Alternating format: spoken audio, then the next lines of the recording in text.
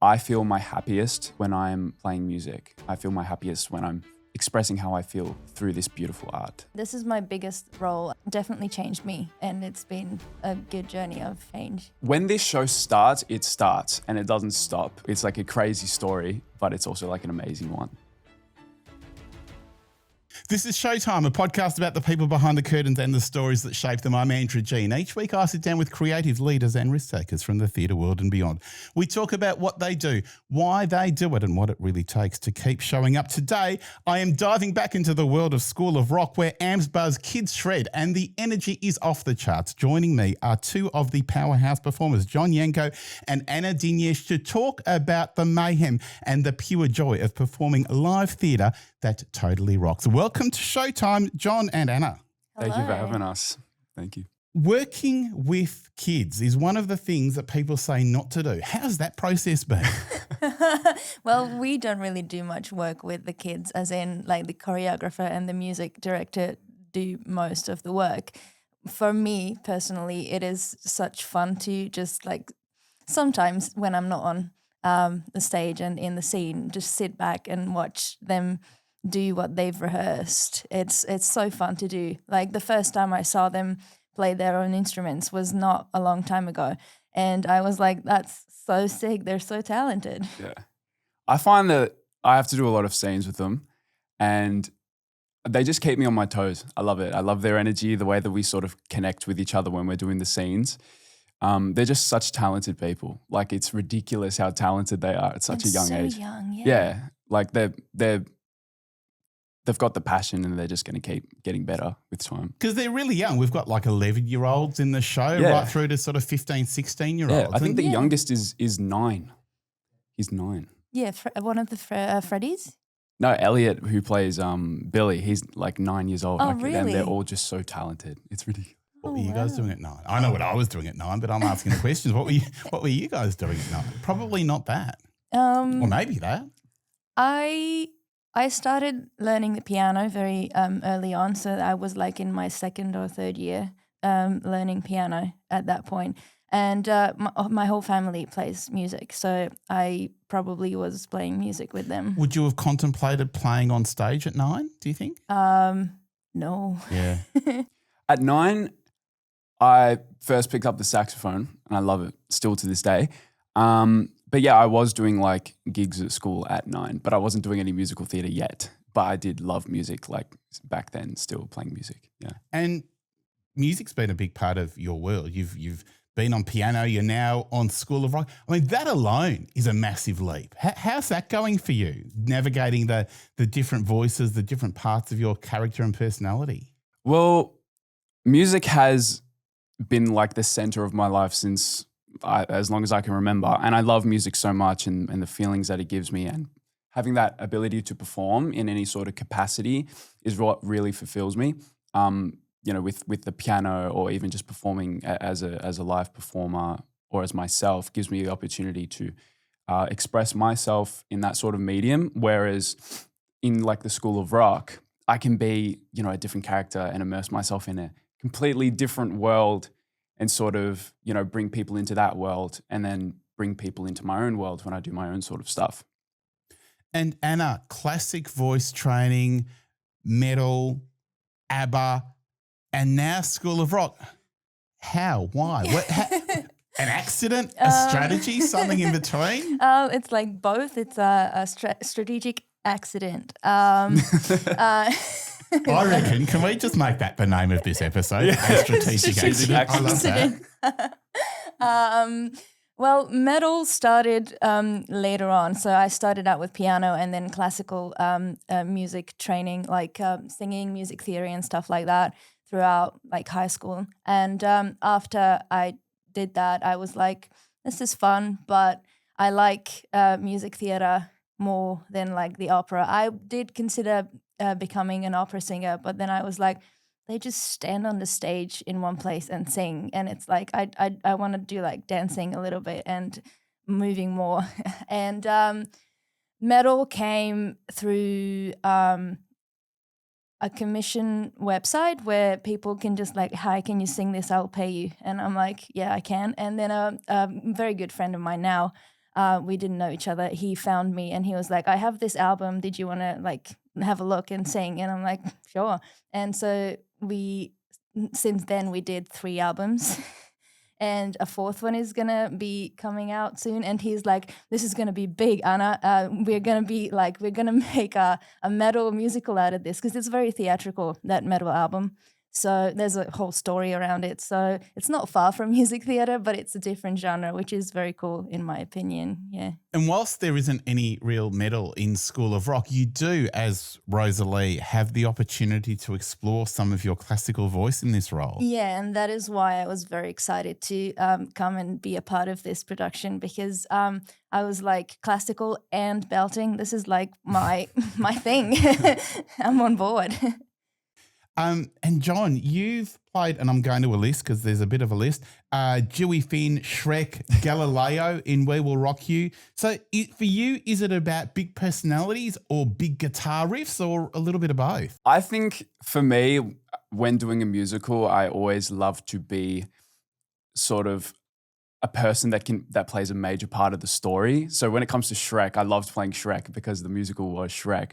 But you know, with Dewey Finn and Shrek, or any of the other characters that I've played, I just love to have those moments on stage where I can really have an impact on the audience and give them something to watch and enjoy. So doing a show like this is like, it's my favorite thing, because like I can mix the onstage playing with the acting and the singing and really sort of get into that, you know, headspace of just, I'm really performing. So yeah, it's definitely the big personalities. I'd say it's a mixture of both. Yeah. And is it true that you've sung for gamers? Yeah, so I sang in Elden Ring, which was video game of the year a few years ago. It's very random because I just used to be part of this project choir based in Budapest, and we would record. It was just like, we go in the studio, we spend 6-7 hours there, we get paid and we leave, and most of the time we don't really get told what we record for. So it was it was an accidental like find that the leader of the choir, she was like, did you sing this solo in this thing? I'm like, yeah, well, this is in Elden Ring. I'm like, oh, that's pretty cool. So people keep finding me since then. They're like, oh, did you sing the solo in the Elden Ring? I'm like, yeah, that's me. And that's usually the interaction that we have with these random people. But it's like a fun fact. If someone asks, like, what's a fun fact about you? I'm like, I sang in Elden Ring, I guess. And now you're going to be performing in front of mums and dads and grandparents and families in School of Rock. How's that feel, that movement in your journey? To be honest, I haven't really been part of any musicals before. So like the 3 musicals I did before this were part of my uni. Every year we put on a show with the uni that I'm finishing at this year. So I haven't really performed in front of a lot of people on a stage before. So I don't really know how I feel about it, because I don't know what to compare it to, if that makes sense. And John, you're playing Dewey in School of Rock that Jack Black made famous in the movie a little while ago.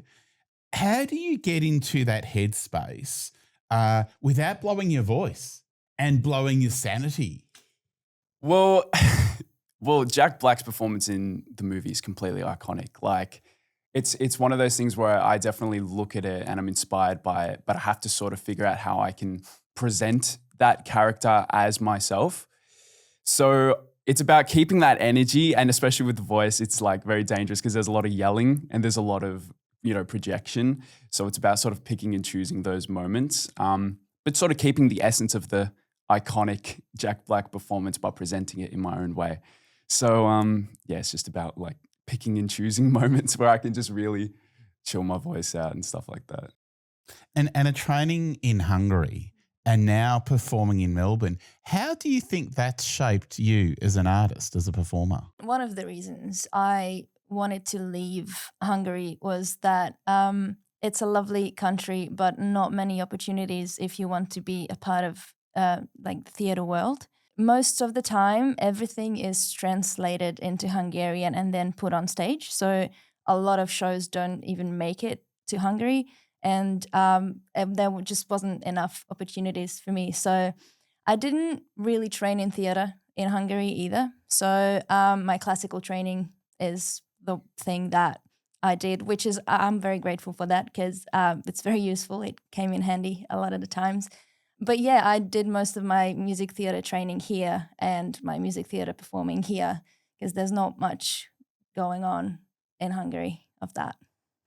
And John, the kids that you spend a lot of time on stage with in School of Rock, kids are really well known for not having much of a filter and saying exactly what they're thinking. What's been harder, getting feedback from the kids that you're performing with or getting Harry Connick Jr.'s seal of approval? Well, the kids love John. Well, the thing is, we have created an incredible bond, I feel, which is awesome, but it also, I feel like they're so comfortable now that they can tell me anything they think about me. So, if they don't like the way my hair looks or if they don't like the way I sung a note, they'll come and tell me something. Honestly, yeah, so I appreciate their feedback so much. But when it comes to getting feedback from Harry Connick Jr., it's the most nerve-wracking thing ever. It's kind of incomparable sometimes. It just feels like, oh my gosh, this is like a musical legend. I don't know what to do. But his feedback and all that type of stuff really means a lot to me. I still hold on to it very much. So the kids bring the intensity, and he was a little bit more subtle with it. But it's definitely more scary getting the kids' feedback for sure. Yeah. And Anna, are you getting feedback from the kids, or are they a little bit petrified of you because you're playing the principal of the school? Well, I feel like they were a little petrified of me at first, and then they started coming up to me after they heard me sing and stuff. Where did the rock go? I sang it, and 2 of them came up to me and they were like, "Oh my God, we both cried." And I'm like, "Oh, that's very cute." They are very friendly towards me. They are a bit they don't really come up to me, but sometimes they express how they feel towards me. So it's nice. They do give a lot of compliments. Yeah. They really do. They're actually very nice. They're adorable kids. What's something you've learned about yourself during this process? Something that I have learnt about myself throughout this process is that there is still so much to learn, and you're never going to stop learning. It doesn't matter what you do, whether it be working with the adults or the kids. I've found that I've learnt so much already in this process, and it's just pushed my passion so much more further, and it's made me feel so much more excited about this industry and this beautiful art form. So I've learned that there is still so much learning to do, and there's a lot of growth in this type of work. So yeah. What's the number for both of you in the show that gives you chills every time you hear it? Whether it's one that you sing or one that you're experiencing as an observer. I will say, "Where Did the Rock Go?" Every time Anna sings it, it blows me away. It gives me chills. That one definitely does. Yeah. Wow. Okay. Thank you. I think for me it's Stick It to the Man. I think Stick It to the Man. It's such a high energy number, and the kids do so well, and it's so funny as well. All the little lines that the kids have. Billy is so funny in that song. So I think Stick It to the Man is every time I'm like, yes, go. And you've just illustrated your 2 answers. I mean, it is such a roller coaster of emotions, this show. There are times where it's just full of energy, and at times where it's really funny, and times where it's really, really emotional, and you sort of peel into the heart of the characters. What's it like presenting that? I feel like when this show starts, it starts and it doesn't stop. So, when you start on such a high, sometimes it might feel a little bit difficult to sort of have those calmer moments, trying to have the dynamics of the show. But honestly, it's just full energy, full effort, even in those more quieter sort of moments. But I think I love it. I love presenting it that way. It's just it's like a crazy story, but it's also like an amazing one. Yeah. I agree. I think also Cody, our director, does a very good job at balancing all this. So, yeah, it is sometimes hard to find the serious moments in it. Like, Where Did the Rock Go? Seriously, like just suddenly very serious and like about getting old and forgetting who you are, which is a very real and not a fun subject to think about. So, and it's just like dumped into the middle of the show. So that's a little challenging for me personally to try to bring the seriousness into it. But I like that most of the time it's a very funny and lighthearted show.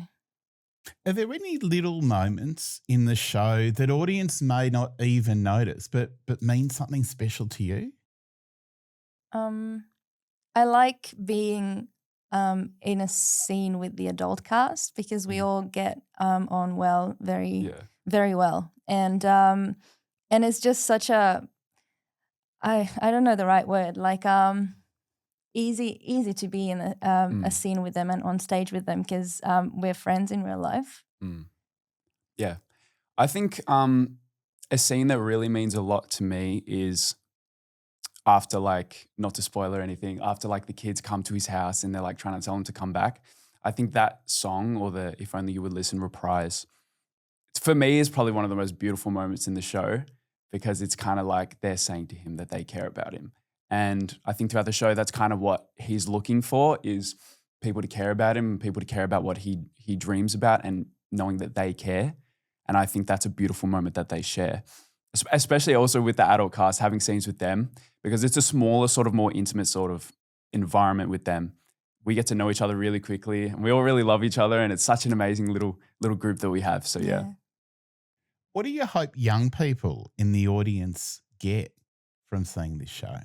Well, a laugh is definitely on the top of my list. I hope that they can just enjoy themselves. But also, if any kids or any sort of people have the passion to pursue theatre, I hope that they do it. Like, I hope that this show gives them that sort of oomph, or maybe that little bit of inspiration to give their dreams a go and to really immerse themselves in this type of work. But yeah, just to enjoy themselves and to have a laugh, I think is definitely a huge thing for me.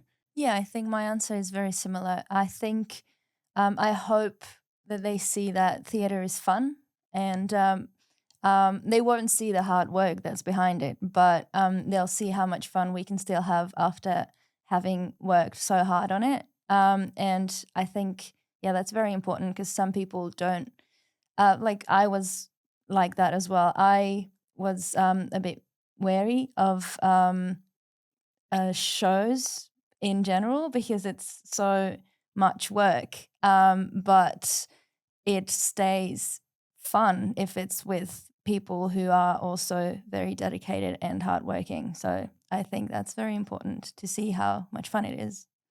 Do you think being a part of School of Rock has changed you at all as an artist?